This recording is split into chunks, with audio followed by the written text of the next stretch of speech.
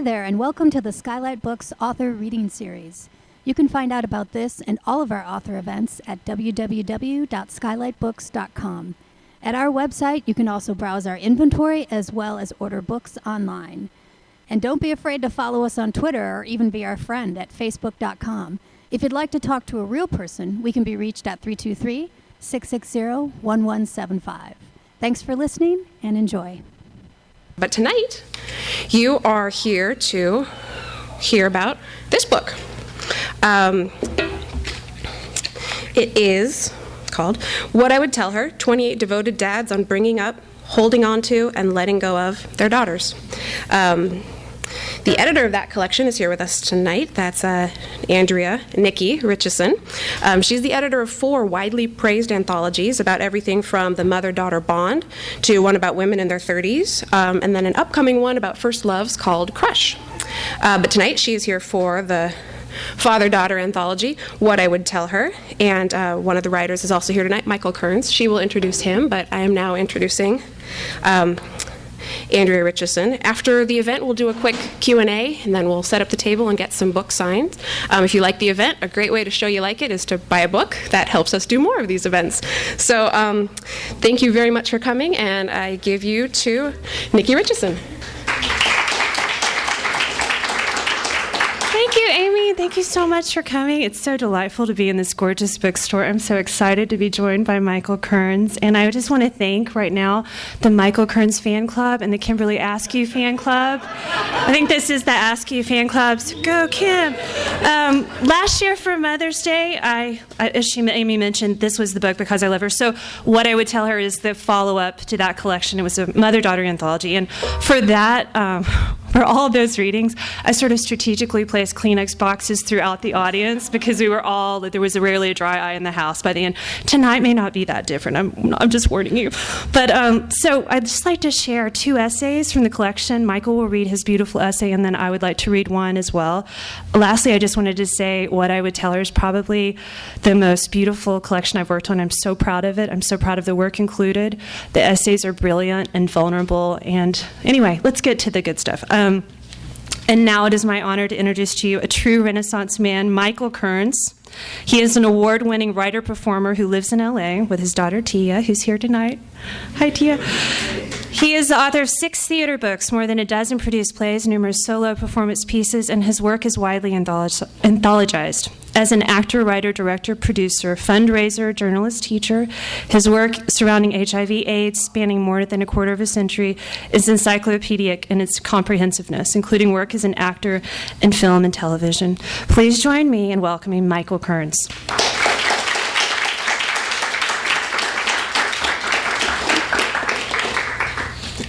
Thank you.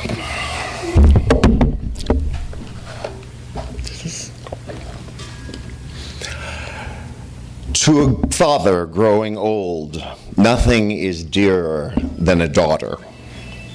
Is the daughter your love of your life?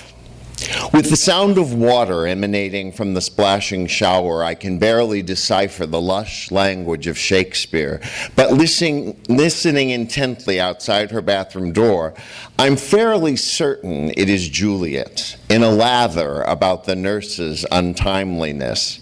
It is the voice of Tia, my 14-year-old daughter, who is preparing to audition for admission to LOXA, the Los Angeles County High School for the Arts.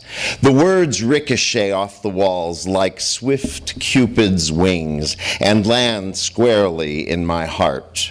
3 realities hit. 1, she will graduate from high school. 2, leave home.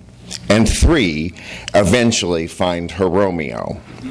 Love of acting, and by extension Shakespeare, is not the only joy that I share with Tia.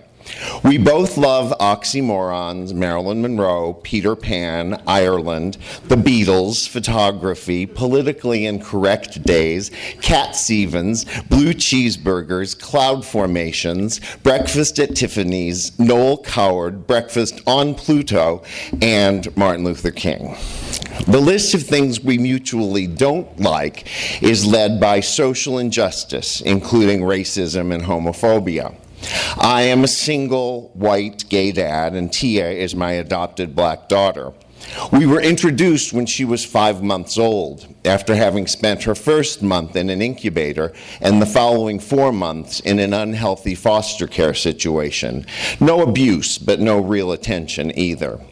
I was 44 when Tia entered the world, the same age as my father when I was born in Missouri. And while the circumstances of our births are differentiated by far more than the miles from Los Angeles to St. Louis, we dwell in limitless similarities, except for our blood. For all of Tia's life, I have routinely had my blood drawn because of the disease that I carry with me. The needle pricks and the sight of my blood moving from my vein into a test tube are a relentless reminder, like a nagging alarm clock you can't shut off, that I am not immortal. I will die. I will one day be separated from my daughter. It is your job as a parent to let go, I remember the director of Tia's preschool saying at one of the first parent gatherings I'd ever attended. I was likely the only gay one there that night. This was 1998, when gay dads were still an anomaly, and gay single HIV-positive dads were virtually unheard of. Your responsibility is to prepare your children to live their life separate from you, she stressed. Huh? I spent how many hours, how many dollars, how many nerve endings over how many years completing this adoption, and I'm told that it's my job to let go? Yeah, on a daily basis, with the utterance of each new word, with the manifestation of ideas, with the pulling away when all you want is the comfort of their touch. And that was all before she started kindergarten. Even back then, I began noticing how alike we were. You could put Tia in a room full of 100 other kids of the same age, I would tell people, watch their behavior for 5 minutes or so, and you'd be able to correctly identify my daughter, even if you only knew me slightly. Nature or nurture? That question has been consuming professionals for decades upon decades, perhaps even more compulsively now that adoption is out of the closet. Is your daughter the love of your life? She sits at the computer, delving into the Kearns family history. She identifies Lannis Kearns, my father's father, and his wife, Catherine. Even though her DNA would not attest to Kearns' blood, my teenage daughter takes being a Kearns very seriously, and she is determined to identify her European roots. Blood be damned. She chooses Kearns as the heritage of her narrative and casts Lannis Kearns as her great-grandfather. Tia wasn't given much more than a first name by the mother who abandoned her in the hospital. The man who impregnated her mother is unknown. This was proven when, during the contentious adoption process, the family presented a slew of possible fathers as ploys to gain last-minute custody during the final coda of a nearly three-year-long Grand Guignol-like opera. You are my family, she says. She reminds me of the many individuals, gay, straight, young, old, black, white, rich, poor, who have helped me raise her since she and I embarked on this journey together. They are from Ireland, she reports from her room where she sits at the computer. Both of Lannis's parents were born in Ireland. Tia and I had already confirmed our deep roots to Ireland when we boarded a Kearns bus while visiting Dublin. We also found more than one Kearns laid to rest in the luxuriant Glavesend Cemetery. Her claiming possession of Kearns' blood does not reflect lack of intelligence. Not a Kearns in name only, she has made a definitive decision to take ownership of our surname. Is there an inherent accompanying choice to deny her blood roots? Perhaps. Does it matter at 14 years old? I don't believe that Tia is denouncing her blackness. I do believe she's choosing to identify with the Kearns family rather than her blood family, something I didn't encourage or even suggest. But why would I or should I interfere? We all compulsively write and rewrite our history, adding and subtracting this and or that detail for multitudinous reasons, from getting a coveted job to keeping us from going totally insane. Is Is your daughter the love of your life? On the day of 9/11, I remember the pangs of uneasiness when I dropped Tia off at Foundation School Community, a progressive K-9 school in the San Fernando Valley. Already in first grade, she was fiercely independent, but I wasn't. And like most every parent on the planet that specific morning, I held my kid a little tighter before leaving her in the care of her teachers. Let go, an embedded voice in my head reminded me. Feeling useless as I walked away, I spotted a Red Cross building directly across the street from Foundations. Had I never noticed it before? I'll donate blood, I thought to myself. As I headed for the building marked with the bright signature Red Cross, it dawned on me, my blood is bad. I can't give blood. I am going to die of AIDS, I told myself. How soon? Let go, I said to myself. You must let go of her. Some part of me hoped that the 9/11 bloodshed would provide context for me to introduce the notion of loss, if not death. It didn't. So I waited until Tia was 9 and then attempted to explain to her that my blood was different, a word we'd come to apply positively when describing many things about me and our family structure. While trying to avoid that other D word, disease, I read to her from a children's book created for the occasion. My dad has HIV. She seemed unfettered by this news, as if it was no more complicated than saying I had a stubbed toe. If you were looking for clues as to how she took the news on a subconscious level, she insisted on wearing my shirts, from t-shirts to dress shirts, washed or unwashed, to school. My amateur psych evaluation is that she found comfort in keeping me nearby throughout the day. In other words, not letting go. Instead of my apron strings, she was holding on to my shirt tails. We seemed to be in sync on the letting go dilemma. Unlike her daddy, who is a veteran, Tia has a fear of having her blood drawn. In fact, she's a bit phobic, and a scene inevitably ensues at the doctor's office whenever she has to undergo required blood tests that are a parent's responsibility, I remind her through clenched teeth. As the years melt one into another, I feel needed during these moments of upset and notice that in some odd way, it is often the role of blood that unwittingly unites us. I'm not suggesting that our life together is without peril. Are you kidding? There are the predictable parent-child dramas enacted on a daily basis in households worldwide, and ours is no different. No more or no less special, no matter what the cultural and social distinctions, than any parent-child configuration. The day that Tia is scheduled to find out whether or not she's accepted to LACHSA, I am shooting a film on location in Northern California's wine country. I play the owner of a vineyard, a single widowed dad of a daughter who has just been accepted to college and is set to embark on her life away from home. Dying of cancer, he delivers a toast brimming with emotion at her going away celebration. Using wine as a metaphor for life, this dad is celebrating the life and accomplishments of his daughter, but he is also saying goodbye to her. I fail to pinpoint this parallel motif until Tia and I talk on the phone a few hours before I'm scheduled to shoot the scene.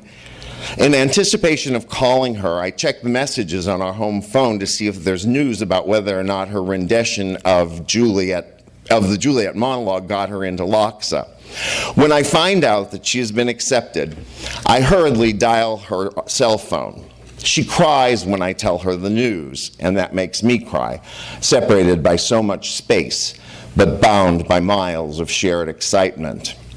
A few hours later, I am hitting my mark, portraying this dad whose daughter will be leaving him, or will he be leaving her, knowing that he must let go either way. It's been a long day of shooting and everyone is tired, the crew, the extras who are assembled in this critical party scene, and the principals. This is the only time in my long career that I have ever asked the director for a little time before beginning the scene. I have to summon the feelings that the character and I share and do it simply, elegantly, and authentically. When action is called, feeling the feelings but not indulging in them becomes a tightrope act. Life and art meld, and honey, I deliver. Is your daughter the love of your life? Asked by a man that I'm on a first date with, the question feels icky, too intimate, and a bit confrontational, yet unquestionably astute. The dinner has been romantic, and he's sexy as hell, but I decide it's a trick question, and I initially veer to the defensive track. Even if the truth jeopardizes some frisson of the moment, I ultimately admit that it's true.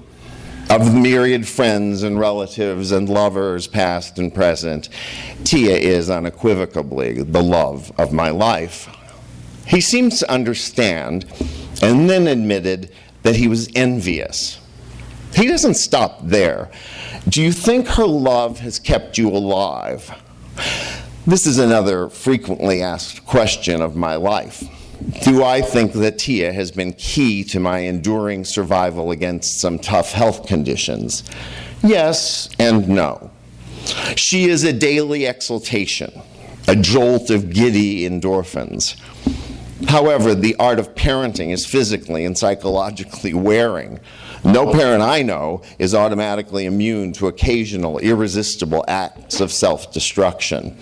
And I know many people who die in spite of the radiance of human connection. During the past 14 years, my HIV history has not been without blips. Some of them have materialized more severely internally than externally. What you see is not always a reflection of the indignities of my insides. When my body doesn't behave the way I'd like it to, I don't blame Tia's influences, so it's sometimes unwise to do the opposite. My health is not her responsibility. There are times when the body has a mind of its own and disconnects from what may otherwise be healing.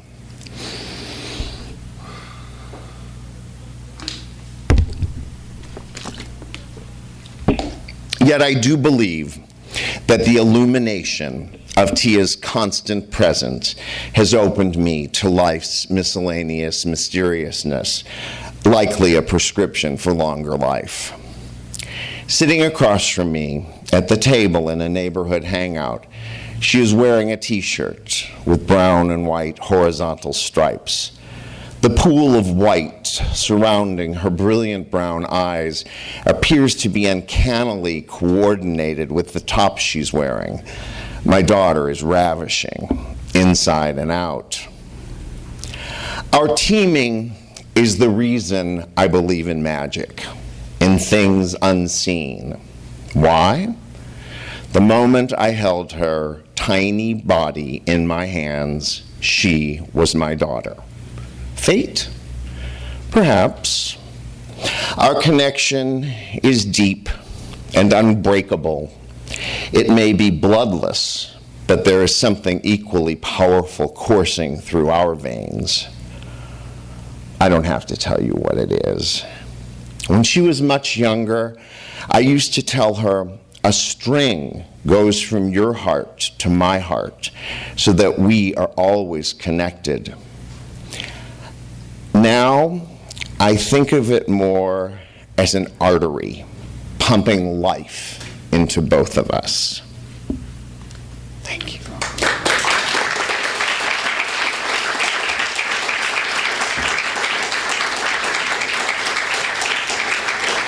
Thank you, Michael. Why do I have to follow you? Oh, God. So this is an essay by Steve Allman, who was, I believe he was here the other night. He has a new book out called Rock and Roll Will Save Your Life. If you like his writing, you might check it out. It's called What Next, Papa? Okay, how do you do this? Oh, it's there. Okay. Thank you.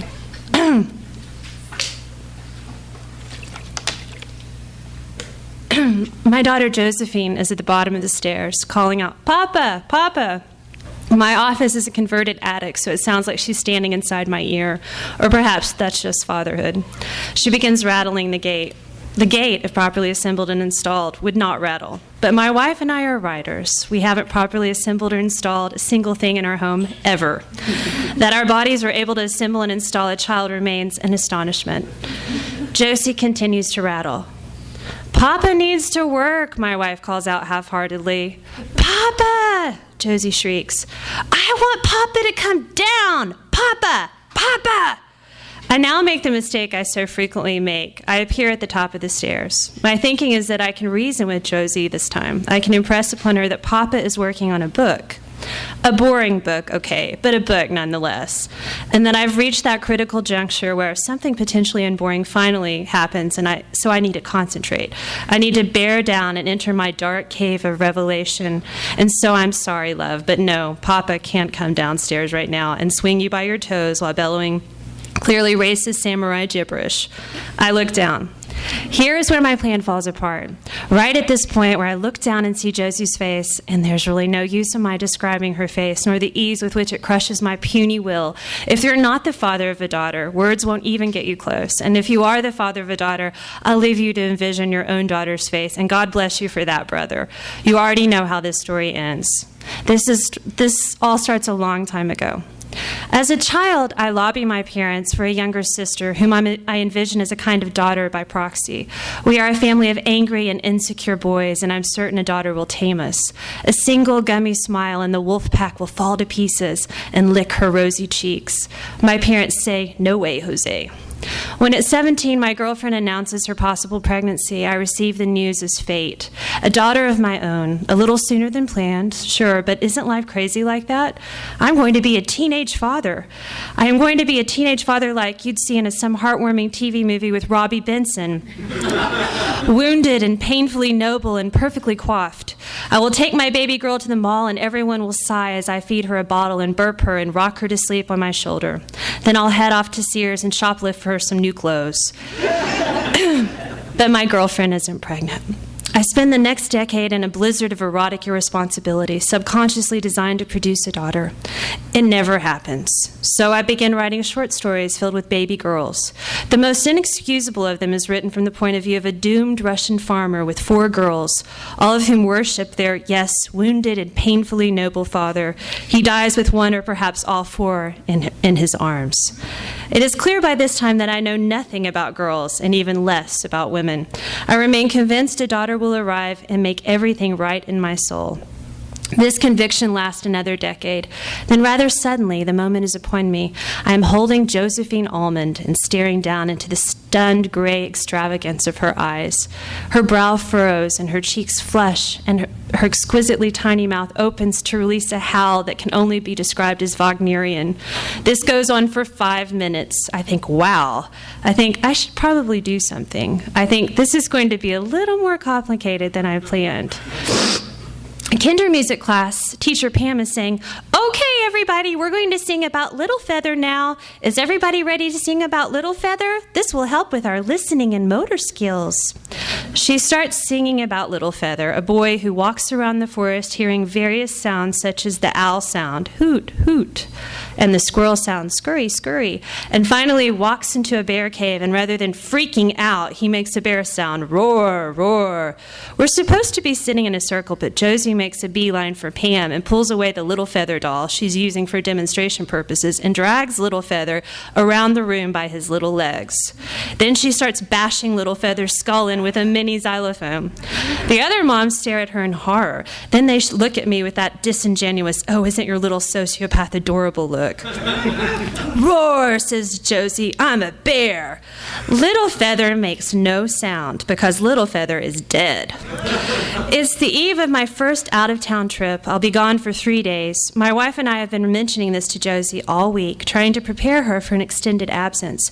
Papa has to go away for work, we say, but then he'll come back. Right now we're getting in a little roughhousing before I have to pack. I'm taking bites of her ribs, which I call Josie burgers. She's laughing in her breathless, convulsive manner and pushing my head back, then squealing, "Josie burgers!" So I'll dive in and take another bite. We all fall for our girls like this. We all worship them. We get to perfect the heroic version of ourselves that mates never grant us.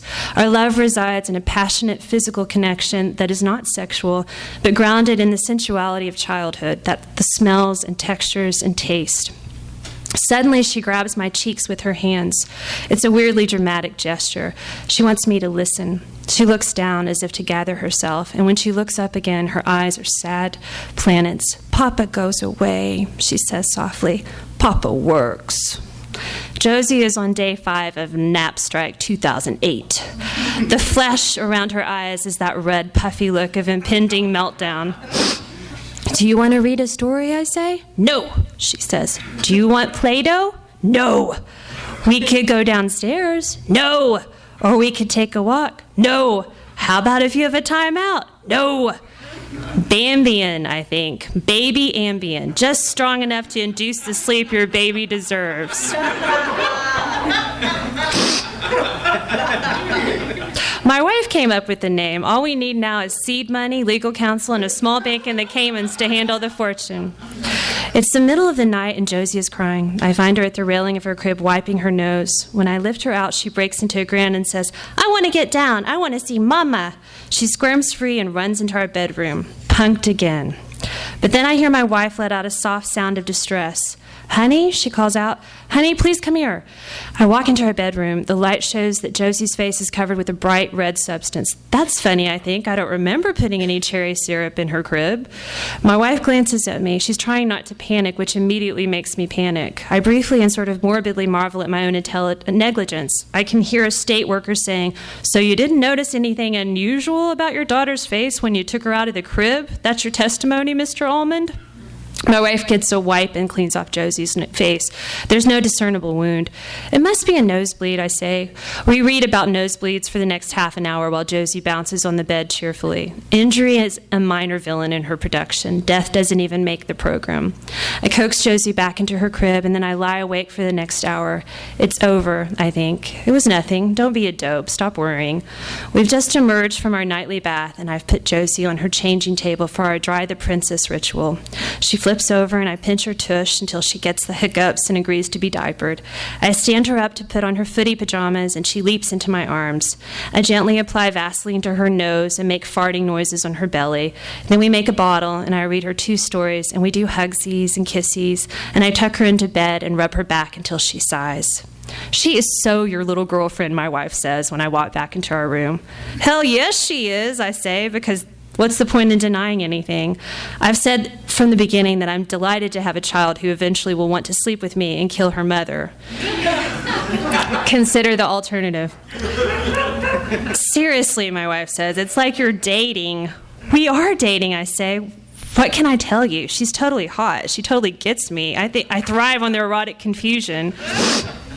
At night, when she's supposed to be sleeping, Josie holds court over the creatures in her crib. She recites bits of books she's been read and repeats back everything she's learned during the day.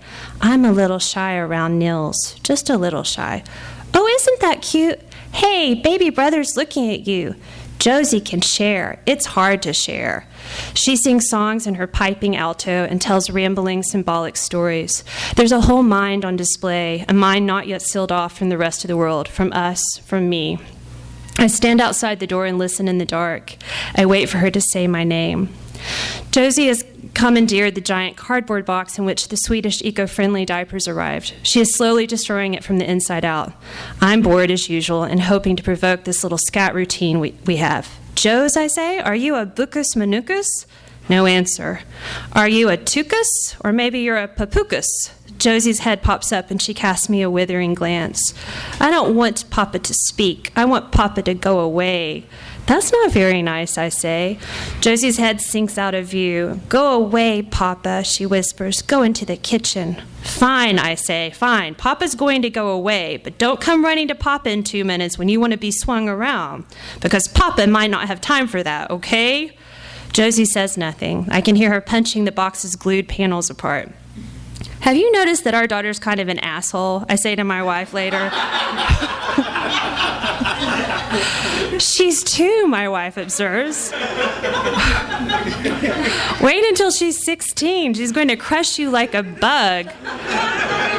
She is not, I say. Then I go into the bathroom and I use some private time to collect myself. We're on the couch reading about Curious George and the bike he receives from the frankly creepy man in the yellow hat. We reach the part where George crashes the bike and mangles the front wheel and sits by the riverbank crying. Josie says, as she always does, with a genuine pity that shocks me each time, "Oh, George is crying." She herself woke up this morning crying. When I went in to get her, I could feel immediately that she was feverish. Her diaper contained this sort of digestive horror that only a parent could face without gagging. All of which meant that she'd finally, inevitably, caught the stomach flu that I'd gotten and given my wife the week before, a flu we'd assumed was somehow related to the nasty cold we'd been trading the week before that. Anyway, Josie has been dosed with the medicine and cleaned up, and now we're trying to keep her hydrated and distracted. "George is crying," she says again. "Don't cry." She dabs at George's tears. "When I was a baby, I used to cry," she announces, "but now I'm a big girl." "That's right," I say. "You are a big girl." She pauses and lets out one of those sighs that I think arise in children from particular effort of thought. "I'm starting to grow up, Papa," she says suddenly. And there's a moment, a strange, thrilling, terrifying moment, where the truth of this statement rears back and socks me in the heart. I'm sitting with my 2-year-old daughter on my lap, staring at the blazing cuffs of her ears, feeling the weight of her breathing in her hair, and it's all so fleeting, the chance to love her with such uncomplicated fervor, such uncensored declaration. This reaction is sappy and absurd, as are most of my reactions to the world. But the gravity of her statement makes me suspect Josie has sniffed out the secret power of every childhood, which is that it ends little by little, that it's ending all the time, that each moment, whatever else it might contain in the way of joy and love and need, brings her a little closer to escape. So all right, she started her getaway. Soon I'll be seeing her off to school, then summer camp, then I'll be greeting her prom date with a make-believe just kidding shotgun. Then she'll go off to college and major in something stupid, and I'll go bald and tell her she can move wherever she wants, the world is her oyster, if she doesn't mind dynamiting her old man's heart. We're living in a lucky age, in a lucky precinct, so I won't need to worry about her being sold into servitude or forced into a joyless marriage. The big mistakes are hers to make. And if I'm doing a number on her as a father, as I no doubt am via my indulgences, my impatience, the smallness of my self-regard, well, then she'll have to live with those. Nobody knows what the hell they're doing in this business so far as I can tell. We're all just nervous suitors, bowing before whichever princess is ours. We pledge our love in each little scene, then sweep them up and call it life. Josie won't remember one bit anyhow. The brain is forgiving like that. It keeps stuffing itself full of fresh disasters and wonders. It pops her up each morning and tells her to call out for her father, who appears drowsy with adoration. "What next?" her brain tells her to say. "What next, Papa?" Thank you. So if you have any questions for Michael or me, I'm happy to answer them, and then we'd love to sign copies for Father's Day. So. Questions. Bueller? Yeah, yes. So, how was it to write such a personal thing with Tia and make it public? Did you discuss what you were going to write or etc.? It's so, you know me for 354 years, and it was not easy today. It was not easy from the moment I woke up. So to write it is one thing, to have it published is another thing. To do it with her sitting here is quite another thing. So it felt good, and but it's complicated. It's complicated. I mean, I think I don't want it to be complicated. Only complicated in a heavy way, but it's complicated in a heavy way, and it's complicated in a not heavy way. On the other hand, we go about our lives, so, and here I am, all these years later.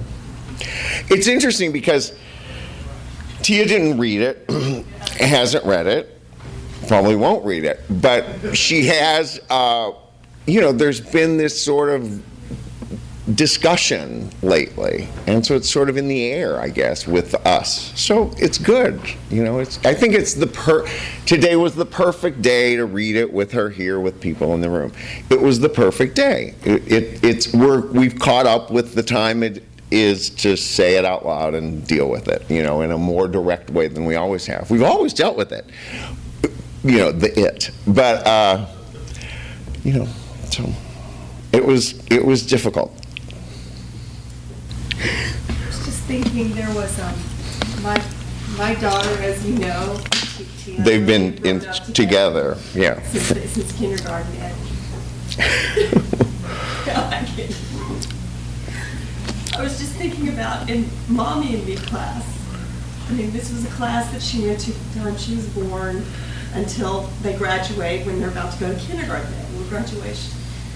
And at the graduation, I mean, I'm not a writer like you, but it's like you had to write a little thing that you wanted to say to them. And they all have on their little hats that we all helped them make. And they're all sitting up there, and they're all 4, and they're all just fidgeting. And, the moms are taking turns just sort of going up and reading a couple of little lines, and then they get their little fake diploma. Well, I was just thinking I could barely make it through my 2 lines. My 2 lines. I had to stop. And not for water break. I could barely make it through. And I think I just said something like, you're growing up, and you can do so many things for yourself, but you'll always be my little girl. And I can't even imagine graduation in 3 years. I can't even imagine that. So for you to stand up and be able to first write this, I can't even imagine how you decided what to even put in. There's just so much in our hearts for our daughters. And sons. Yeah, absolutely. Absolutely. And I just, very admirable. Thank you. Through more than 2 lines. It's also, but as people know about my work, it's also the way that I cope is to write it. It's my whole, and then to say it in public. So it's a part of my coping mechanism is not only to write things, but to either perform them or say them out loud.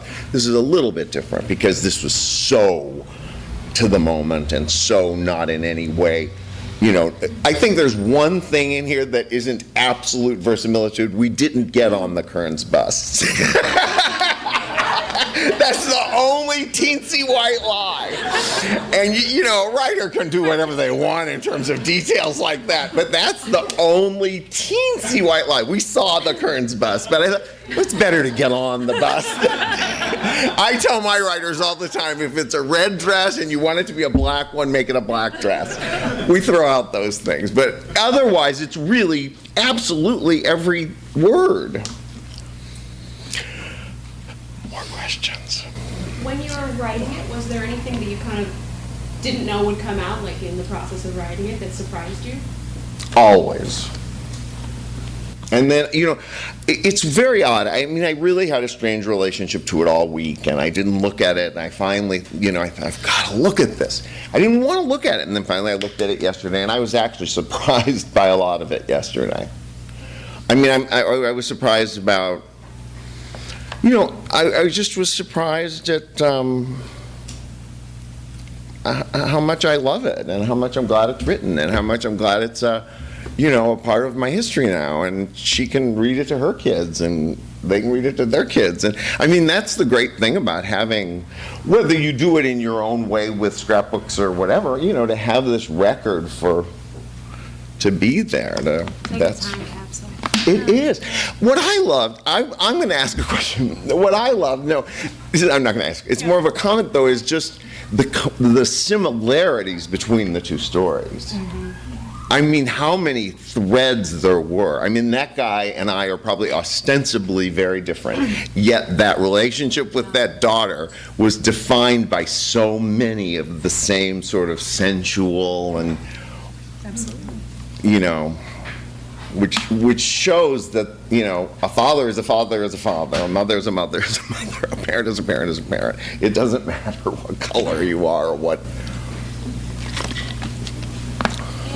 How did you choose selections for the anthology? That's a great question. I I, of course, contacted the writers I admire have for years, and then I have a network of writers from my previous anthologies. So a lot of them had recommended some people. My friend Kim recommended some writers as well. And then Michael is a special story because it was a Saturday at my house, and my daughter's driving me crazy, and I was just like, okay, I need to work on this.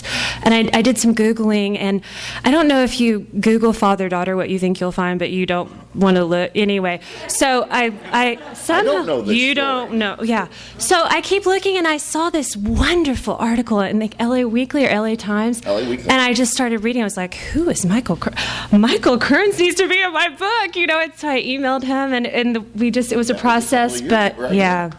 But most of them, it's just email correspondence, and I, follow up with them, and it's one of them is right here, right now. I see her in the back, Rebecca Wolf. So she's going to be in my Crush anthology. So it's just, that's if there was no email, I wouldn't be doing this. Basically, that's how it works. So. And I feel so, blessed to be in the book and be a part of it, and to Thank you. it's really a cool book to be a part of. Yeah. And perfect for Father's Day. Yeah. Perfect for Yeah. Father's Day. For any father, for grandfather. Yeah, for birthdays, anybody you whatever. know who It's a great wants to be gift. a father. Yeah. So thank you so much. Did you want to have? Thank you. Yeah. Well, I was just going to say,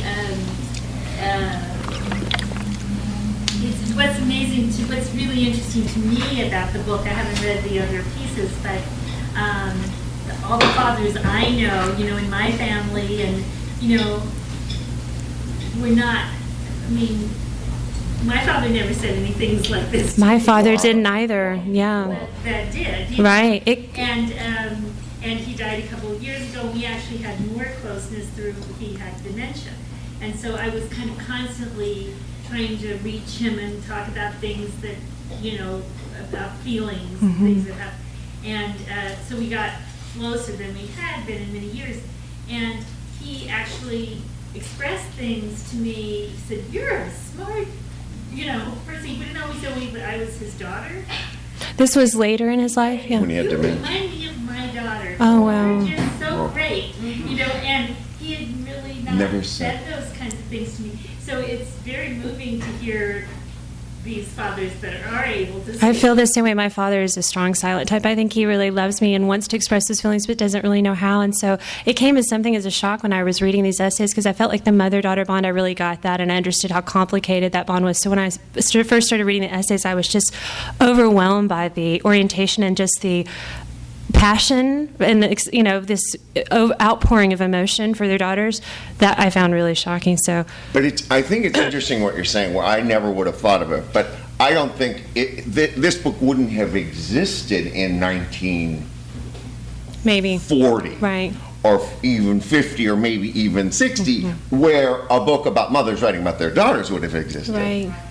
So this openness of expression, writing it down, being more involved with your children, all that is definitely in the past. Since the boomers, I think, since my generation, they just, if they were loving and sweet men, I don't think they would have expressed it the way we're now allowed to express it, which is, it's interesting. Where it was just more acceptable for a mother to be lavish and overt about feelings and all those things, where now men are catching up to being allowed to be that way, which is great, which is a really, I think that's why this book will be interesting to people, because it's so emotional and so sensual and has all those things that one might have in the past labeled as female, or you know what I mean? Absolutely. That's interesting. I never thought of it that way. Is there any more questions? Okay, I'll just take a couple seconds to set up a little table here. Thank you for coming. Thank you. Thank you very much.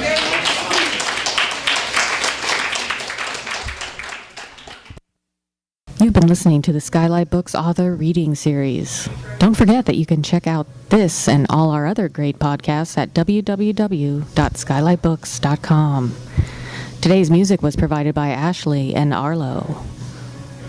You can check them out at MySpace, Facebook, or at the iTunes Music Store. Thanks for stopping by, and we hope to see you soon.